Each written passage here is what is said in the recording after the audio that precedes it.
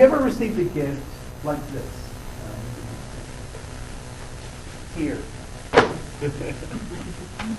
Every birthday I get Right? What happens when someone gives a gift like that? It doesn't feel genuine. It doesn't feel genuine. How does it feel? Obligatory. It feels obligatory, like they have to do it. They have to give it to you, right?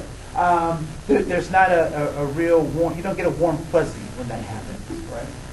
A lot of times what we fail to realize about what a gift is actually a tool that someone uses to draw another closer.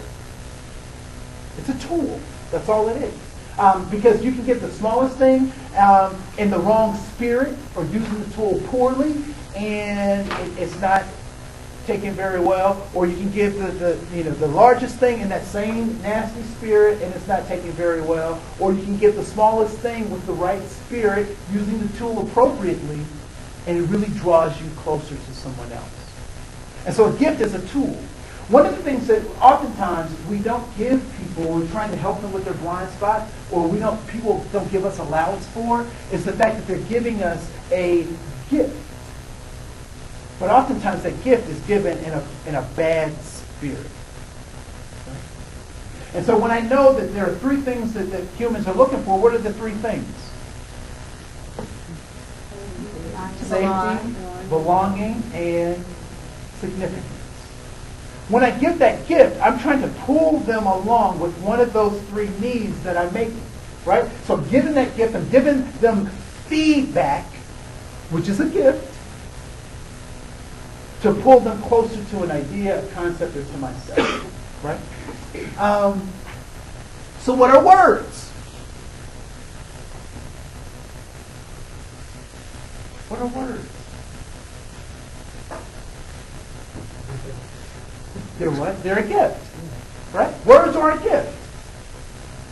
Words are also containers. Example. Just close your eyes just for a second. I'm going to say a word, and the word is apple. All right? Open your eyes. When I said apple, what came up for folks? Red and round. An iPad, okay? An apple. What else? Anybody see a different color than red and white? Green apple, okay. Any other images come up? Okay, so apple pies. Anything else? Somebody said a tree. Okay. Did I say anything about apple pies? Did I say anything about computers? Did I say anything about trees? Did I say anything about red or round? Did I say that? No. So how did you get that image? Experience. What's that? Perception. Oh, perception. All right. So words are containers for what? Thoughts. Humans don't use words to communicate. We use thoughts. The way that we pass those thoughts to one another is through these containers called words. Because if I give you the wrong container, you'll get a different, or if I give you a different container, you'll get a different thought.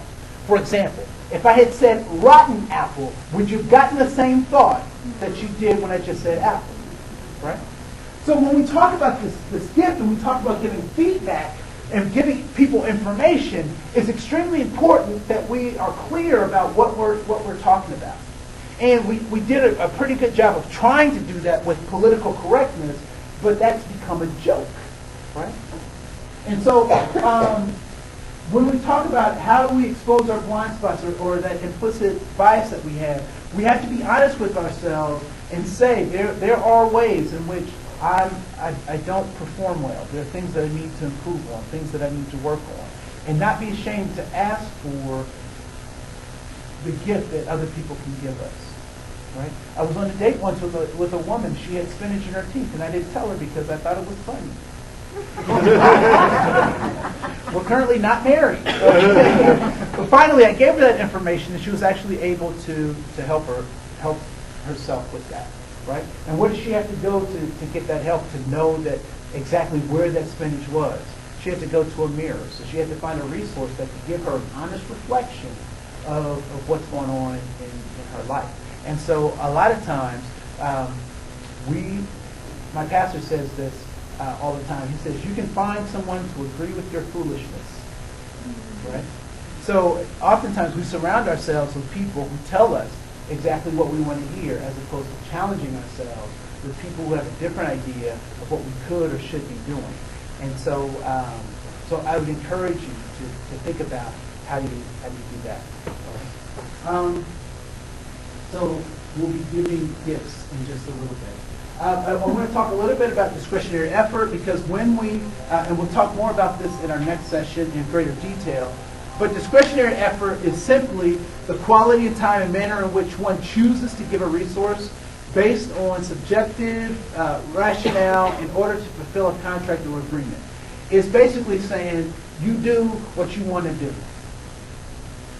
Right?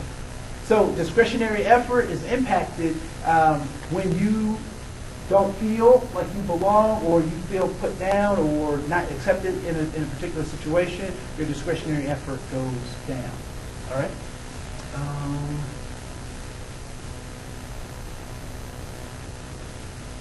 We'll do that later.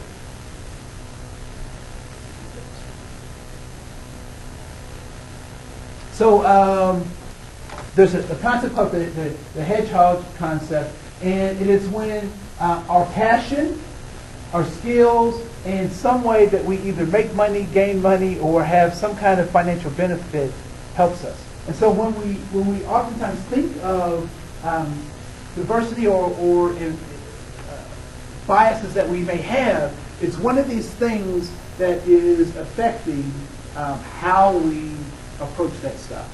Either we don't have the skill, or the skill is underdeveloped to deal with people who are different from ourselves, or or we don't have the passion, or the passion hasn't been birthed in us to say that this is important to us, or in some way it is either a financial detriment to be diverse or work on diversity issues, or the ability to harness resources is limited by our concept of what diversity means. But if we can figure out those three things, then we hit our sweet spot, which is often referred to as a hedgehog concept. Right? I don't want to bore you too much with that. We will keep going. Just want to talk a little bit about bigotry, prejudice, and discrimination. You have the right, and we talked about this last time we were together. Individuals have the right to be bigots. It's their right to be a bigot. What does that mean? What that means is I can feel about a group of people any way that I want to feel about them.